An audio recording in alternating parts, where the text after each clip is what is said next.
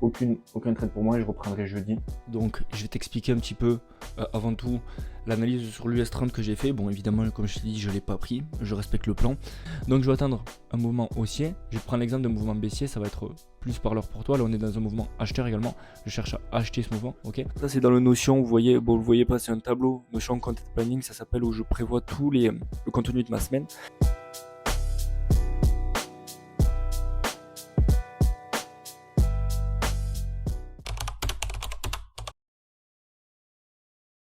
Allez, salut tout le monde, j'espère que vous allez bien. On est le 24 décembre. Avant tout, je vous souhaite un joyeux réveillon de Noël. Profitez de votre famille, de vos proches.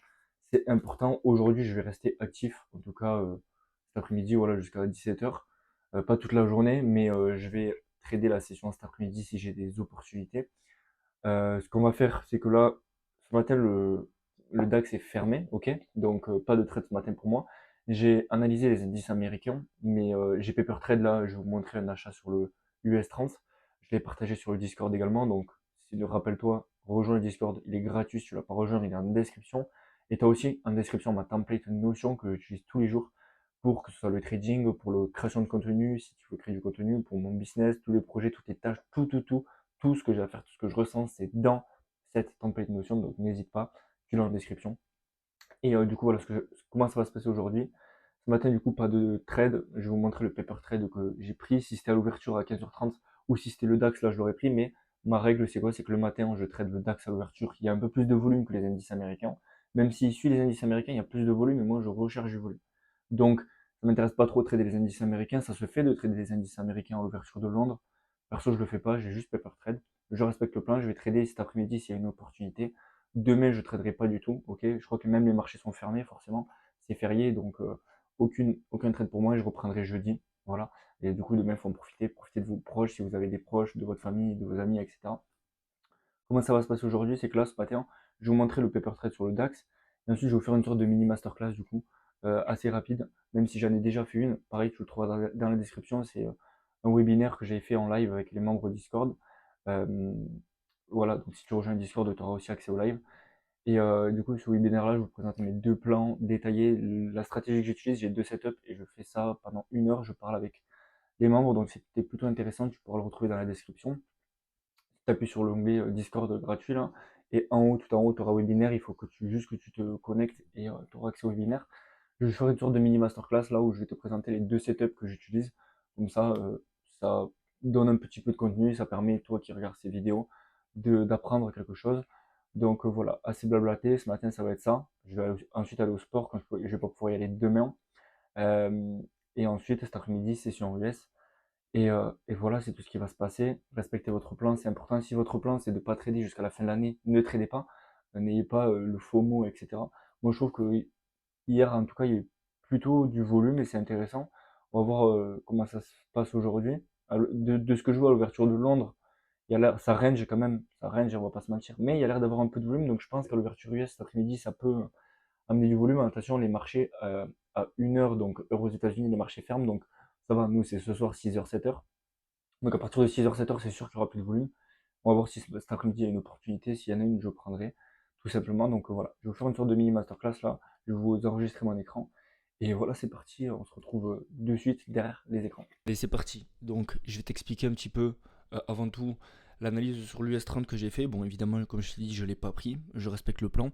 Et j'ai hésité mais dans tous les cas, moi j'aime bien quand il y a du volume comme je te dis. Donc là je sais qu'il n'y a pas trop de volume. Ça peut peut-être ranger jusqu'à l'ouverture et ensuite faire le mouvement. Et donc il suffit que jusqu'à cet après-midi on soit encore à peu près à mon prix d'entrée sans que je sois mis à BE. Moi je mets mon BE au ratio de 1. Et à l'ouverture, si l'ouverture est baissière, ben, je me fais niquer entre guillemets. Donc voilà, je vais t'expliquer un petit peu. Donc tu peux voir, moi je me sers un peu du daily pour le contexte, etc. Tu peux voir que ce jour-là, c'était le 20 décembre, vendredi on était clairement haussier. Hier on a fait une belle mèche qui est revenue où ça? C'est tout le temps la même chose. Tu peux voir ce qui se passe en daily, ça se passe en 1 heure. On est revenu combler ce FVG. Ok, on avait une sorte de FVG, un OB si tu préfères. Mais je vais t'expliquer dans les deux setups que j'utilise que pour moi ça c'est un FVG. On est venu parfaitement combler pour rejeter. Pour moi c'est bullish. Ok, c'est bullish au moins jusqu'à qu'on vienne combler ce FVG là. Mais les indices américains globalement sur le long terme ils sont bullish. Si tu regardes, c'est tout à la même chose. Si tu regardes en mensuel, où est-ce qu'on est revenu? On est revenu dans ce gap. Faudrait que la bougie de décembre elle clôture au-dessus de celle-là, auquel cas ce serait magnifique. Faudrait pas, en tout cas, faut pas qu'elle clôture en dessous de celle-là, mais je pense pas, ça m'étonnerait que les indices viennent à perdre 3% là avant la fin de l'année. Peut-être, on sait pas, mais en tout cas, je ne pense pas. Regardez également où est-ce qu'elle est revenue. On est revenu dans ce fait FVG, c'est tout la même chose. Donc pour moi, c'est pour ça que je pense qu'on est plutôt bullish. Ok. Ensuite, moi, comme je fais de l'intraday, mes positions ne durent pas très très longtemps. Je base pas mon analyse sur ce qui se passe en très très grande unité de temps. Regarde, hier j'étais vendeur et aujourd'hui je peux très bien être acheteur. Ça dépend, comme je t'ai dit, à 15h, du moment où j'arrive dans les graphiques, je sais quel biais je vais avoir. Si par exemple, à l'ouverture, tu vois, c'est pour ça que je prends pas les positions US comme ça parce que, comme je t'ai dit, ça peut très bien ranger. À l'ouverture, ça peut faire comme ça. Si à l'ouverture à 15h on est là et qu'on a un FVG, mais je vais pas hésiter à vendre pour faire comme ça. Par contre, si on voit qu'on fait comme ça et qu'à l'ouverture on est là, je vais pas hésiter à acheter ce FVG là pour viser l'Asian High, préviser Daily High. Ok, c'est comme ça que moi ça se passe un petit peu, comment j'analyse. Et ce matin j'étais haussier, pourquoi? Parce que j'ai deux confluences. J'ai mes deux setups majeurs qui sont ici regroupés. Que sont mes deux setups majeurs? C'est Fair Value Gap Fill, ok? Donc je vais te faire, comme ça on rentre directement dans la masterclass en même temps. J'ai deux setups, je fais rapide, ça va être beaucoup plus rapide que le webinaire, parce que le webinaire ça a duré 1 heure et là j'ai pas 1 heure sur YouTube à consacrer. Mais tu vois que au moins ça va te donner un avant-goût de ce que tu vas voir dans le webinaire en détail, ok? Et peut-être que ça va te donner envie d'aller le voir et c'est le but. Donc FVG, moi ce que j'attends un mouvement globalement comme ça, que le prix retrace dans ici un FVG, ok? Comme ça, clac. Ça va être ma zone d'entrée. Tout simplement, je vais chercher à entrer dans cet endroit-là, ok, pour ensuite chercher la continuité de ce mouvement comme ça, ok. Et tu vas voir que c'est un peu ce que j'attendais ici, et tu vas voir pourquoi. Et ensuite, le deuxième setup, donc ça c'est graphiquement ce que j'attends, et ensuite je vais vous montrer les confluences. Deuxième setup, c'est un false break, c'est une fausse cassure d'un niveau, ok. J'ai deux niveaux que je regarde principalement, tu peux le voir si tu me suis depuis un petit peu de temps, je le dis. Il y a deux niveaux, c'est l'Asian Low, Asian High, Previous Daily High, Previous Daily Low. Ok. Et après, il y a les Previous Weekly Low, Previous Weekly High, Previous Monthly Low, Previous Monthly High. Mais ça, comme tu sais, comme un weekly, les bougies c'est toutes les semaines et un mensuel tous les mois. On n'est pas tous les jours sur les Previous Weekly Low et Weekly High. Ok. Là, tu peux voir que Weekly High est ici, le Weekly Low est là. Cette semaine, on peut très bien rester là-dedans. Ok. Pareil en mensuel. C'est là tu vois qu'on a pris le Previous Monthly High et qu'on a directement rechuté. Là on a pris le Previous Monthly Low, on a directement monté, ok. On va pas l'avoir tous les jours. Donc ce que je regarde globalement en intraday tout le temps, c'est Previous Daily Low, Previous Daily High, Asian Low, Asian High. Et de toute façon, Previous Weekly Low et Monthly, je les regarde une fois toutes les semaines parce que ça va pas bouger plus que ça, ok. En une semaine, toutes les bougies sont une semaine en weekly, donc voilà. Donc je vais attendre un mouvement haussier. Je vais te prendre l'exemple d'un mouvement baissier, ça va être plus parleur pour toi. Là, on est dans un mouvement acheteur également. Je cherche à acheter ce mouvement, ok. Je vais te faire pareil dans ce cas-là. On a un mouvement comme ça. Hop. On vient sur un niveau important, ok. Je vais te le mettre en rouge, on va dire que c'est le Previous Daily Low, peu importe. Je vais chercher à acheter ici, ok. Évidemment, si j'ai d'autres confluences, pour le false break. C'est pour ça, false break, fausse cassure, pour ensuite continuer le mouvement haussier. Ok, évidemment, comme je te l'ai dit, c'est pas n'importe quel high et low qu'il faut prendre parce qu'il y en a partout. Tu peux voir que des fois on prend un high en 1 heure et on descend, mais moi c'est low et high majeur que je regarde. Et là aujourd'hui, si tu regardes, on est dans les deux setups, dans les deux configurations. Pourquoi? Parce qu'on a un FVG ici, ok, qui n'a jamais été touché, 1 heure FVG, et on a également l'Asian Low. Ici, tu peux voir que l'Asian Low, regarde, l'Asian Low, l'Asian Range, il est de minuit à 6 heures, et tu peux voir qu'ici, j'ai mon Asian Low. Donc j'ai double confluence. False break de l'Asian Low, plus 1 heure Fair Value Gap. Il y a également un 4 heures Fair Value Gap qui est à cet endroit-là. Tu peux le voir ici. Et du coup, ça me fait double confluence. J'ai également le biais. Si je fais ça, j'ai également un Fibo, un Fib long 50%, je pense, de ici. Tu peux voir qu'on est revenu pile poil sur les 50%. On n'a pas de chiffre rond, donc tu vois que là, ce setup, il aurait été très beau. En confluence obligatoire, qu'est-ce que j'attends pour le Fair Value Gap? Enfin, obligatoire, qu'est-ce que j'aime? C'est la trend. Qu'est-ce que je regarde à la trend? Je regarde les 2-3 jours avant. La tendance elle était quoi? Là tu vois, ce jour là on a été plutôt haussier et ici, donc les probabilités sont plutôt d'être haussières, ok. Ensuite qu'est-ce que j'attends? Hop, j'attends un 1 heure slash 4 heures FVG. Ça c'est les confluences obligatoires. Ici tu peux voir que selon moi on a la trend, on était haussier, on a 1 heure 4 heures FVG, donc là c'est validé, ok. Ici qu'est-ce que j'attends? J'attends soit Previous Daily High ou Low ou Asian High slash Low, run. Ça veut dire quoi? Ça veut dire qu'il est pris, ok? Et donc ça, c'est ma confiance obligatoire que je suis obligé d'avoir. Et ensuite la trend. J'ai remarqué dans mes stats que lorsque j'ai la trend avec moi, c'est beaucoup plus simple. Si par exemple j'ai juste prise d'un previous daily high ou low ou Asian high, Asian low, c'est pas suffisant. Surtout pour ce genre de setup, j'ai remarqué que ces setups là FVG, pour moi, ça arrivait à 70-80% du temps. Ok, je l'ai backtesté, j'ai backtesté sur des trades qui passaient, c'est-à-dire que j'ai pris tous les jours un par un sur sans data, ok, et j'ai regardé à chaque fois quel setup passait. Au moins, ça me permet de savoir, c'est des stats basés sur des setups qui passent, ok. Et je sais que 70-80% du temps, donc 7 jours sur 10, on va dire, c'est le FVG qu'il faut trader. Et donc là, c'est, on va dire, 20% du temps. Donc, ce setup là, j'attends quand même pas mal de confluence. Je suis plus à l'aise à trader le FFVG. Et ensuite, en confluence en plus, j'ai quoi? J'ai Fibo, ça peut être les 50%, ça peut être le Fibo de retracement, 61 bits, etc. J'ai chiffre rang, ok. J'ai Fibo et chiffre rang en confluence obligatoire.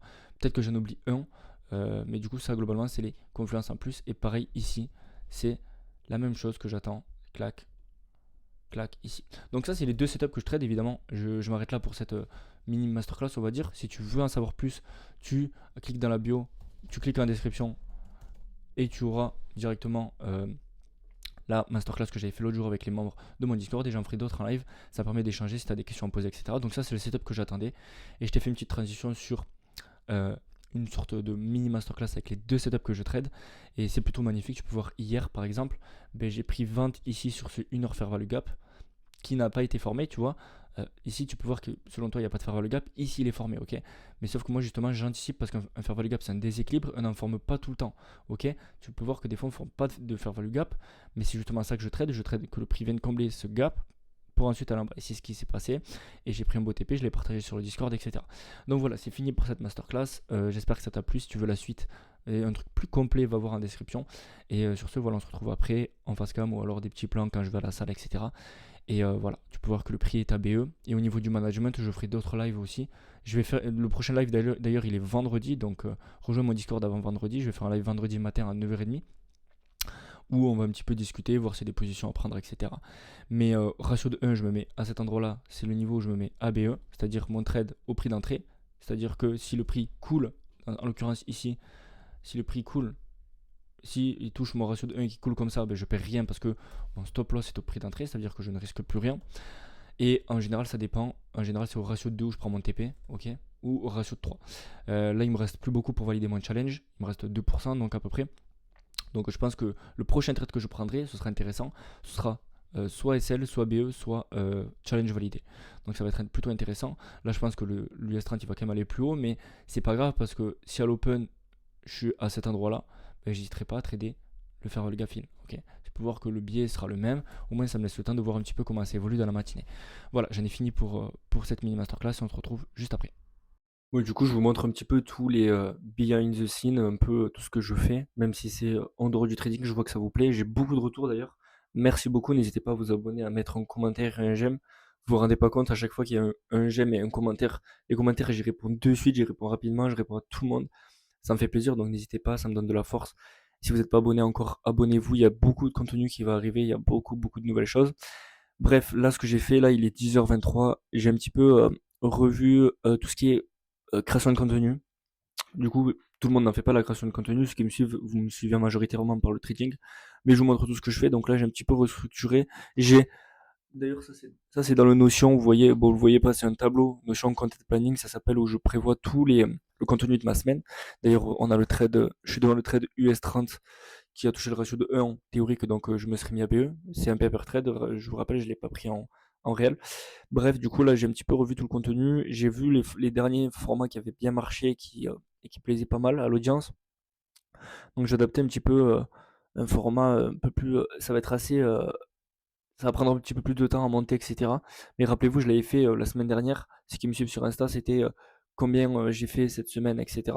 C'était ce type de contenu-là, il avait montré beaucoup d'engagement. Donc, j'ai essayé d'en faire un par jour comme ça. Un par jour, ça peut être bien comme ça. Un réel ou un short, etc. qui marche bien. TikTok, c'est pas mal. À côté sur YouTube, tous les jours, un format comme ça, vlog assez rapide, ça plaît aussi. Demain, il n'y en aura pas, il y en aura pas. Et le week-end, j'en posterai un dans le week-end qui regroupe tout le week-end en fait. Voilà, comme ça, c'est calé. Et après, un réel par jour. Et ensuite, des stories un petit peu de temps en temps. Donc ça permet pour ceux qui veulent créer du contenu, etc. Je suis pas le meilleur là-dedans, mais comme ça fait un petit peu de temps que je crée du contenu, ça permet de garder une audience. Faut pas non plus mettre 30 stories par jour parce que sinon les gens ça va les saouler. Pareil, pas 30 réels par jour, sinon les gens ils vont se désabonner. Mais un réel par jour qui engage, qui est percutant, où les personnes le regardent jusqu'au bout, ça va permettre, un par jour c'est bien, ça permet aux personnes qu'ils ne vous oublient pas tout simplement parce que si vous ne postez pas pendant une semaine, vous vous rendez pas compte, mais les gens oublient, vous oubliez et ne se rendent même pas compte que vous ne postez plus. Donc voilà, pareil pour les stories, je pense 3, 4, 5 par jour c'est pas mal. Ça vous montre un petit peu votre lifestyle, vos résultats, dans ce que vous faites, etc. Et voilà, sur ce je termine ça et je vais aller au sport et on se retrouve après. Allez, c'est parti, il est 15h, pardon, il est 13h49, 14h. Je suis en train de faire ma session d'investissement. J'ai préparé des hedges pour 2025. Ce que j'ai fait, c'est que j'avais déjà acheté des obligations. Les obligations, à long terme notamment, c'est des bons hedges sur des actions. C'est-à-dire qu'en période de récession ou de chute des marchés, alors que les actions baissent, les, euh, les bonds, les obligations prennent de la valeur. Donc c'est intéressant, j'avais déjà des obligations, donc sur à peu près, ça représente pas beaucoup, par contre ça représente à peu près 1%, même pas. Si, attendez, ça représente, alors j'ai 6 000 euros, 3 000 euros, et ça représente 5% de ce que j'ai. Donc c'est-à-dire que dans mon portefeuille total, j'ai 5% d'obligations et le reste 95 en actions. L'objectif là, ça va être courant premier trimestre 2025. Je pense que là, ça peut augmenter encore durant 2025 et après, je vois que ça peut reculer les actions. Donc, j'ai mis en place un DCA sur les obligations à long terme. Et ce qui fait que mon objectif, c'est d'avoir 30% d'obligations sur mon portefeuille pour 70% d'actions. Donc voilà, ça c'est ma stratégie de hedge. Il faut tout le temps avoir une stratégie pour se protéger. Pour le moment, je vois pas l'intérêt d'augmenter massivement mon hedge en obligations parce que je vois encore le marché grimper. Donc dès que j'aurai des signaux que il y a une potentielle récession ou quoi, j'augmenterai mon hedge. Là, en tout cas, là, j'ai un petit DCA sur les obligations, ce qui fait que ça me permet d'augmenter un petit peu mon exposition. Et voilà. J'ai analysé également l'action Spotify. Pour moi, c'est une belle action, euh, autant graphiquement que fondamentalement. Rappelez-vous, pour les actions, je regarde beaucoup le fondamental également. J'ai mal au bras, je vous pose ici. Je regarde le fondamental et après, je me sers du technique pour trouver un point d'entrée. Donc là, j'ai un petit prompt qui me prend des sources pour m'analyser un petit peu l'action et me donner une note. Donc j'ai 17 sur 20 sur l'action Spotify. C'est plutôt pas mal. Donc je vais attendre que le prix revienne aux alentours des 420, un peu plus bas, jusqu'à 400. J'ai un range entre 420 et 400 pour rentrer. Et voilà, ça va être pas mal. Je pense que 2025, ça va être une très très belle année. Autant sur les investissements que sur mon trading court terme, que sur les cryptos, peu importe. Je pense que ça va être une très très belle année. Autant sur les réseaux, je sais que je vais atteindre rapidement les 1000 abonnés sur YouTube, que je vais atteindre rapidement les 2000, 5000, 10 000 abonnés sur Insta. Voilà, c'est en étant régulier comme ça dans tous les domaines de la vie que vous allez vous améliorer. Je suis régulier sur le contenu, j'essaie de poster tous les jours. Je suis régulier sur le trading. Je me, je me mets tous les jours devant les graphiques, même si même si je prends pas de position. Voilà, donc c'est ça, soyez régulier sur vos tâches, sur vos actions, sur vos objectifs et vous allez voir que ça va fonctionner. Donc là j'ai terminé, je vais finir 2-3 trucs et après je vais regarder un live sur justement l'analyse de certaines actions et après je vous reprends après à 15h30 pour l'ouverture US.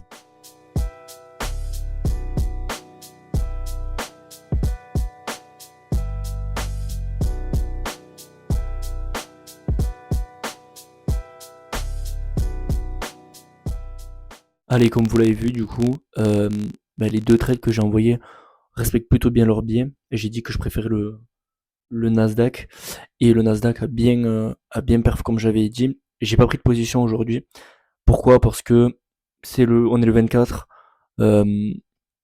C'est la règle que je m'impose. De base, je devais trader, mais je me suis dit voilà, hier j'ai quand même fait quasiment 2% sur le challenge. Aujourd'hui, j'avais pas forcément envie de trader là le Nasdaq qui part au TP.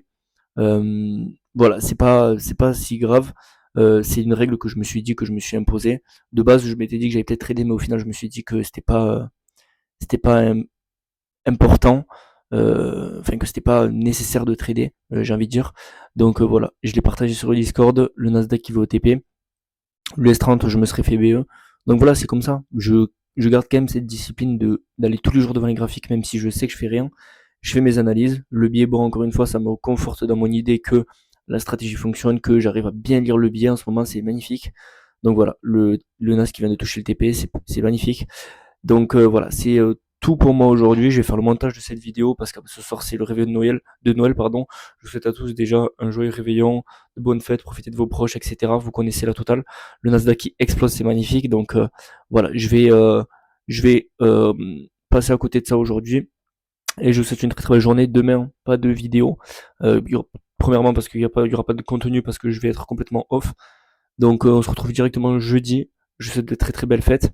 Je vais monter cette vidéo, je vais finir tout ça et après profiter de tout le monde. Allez, ciao.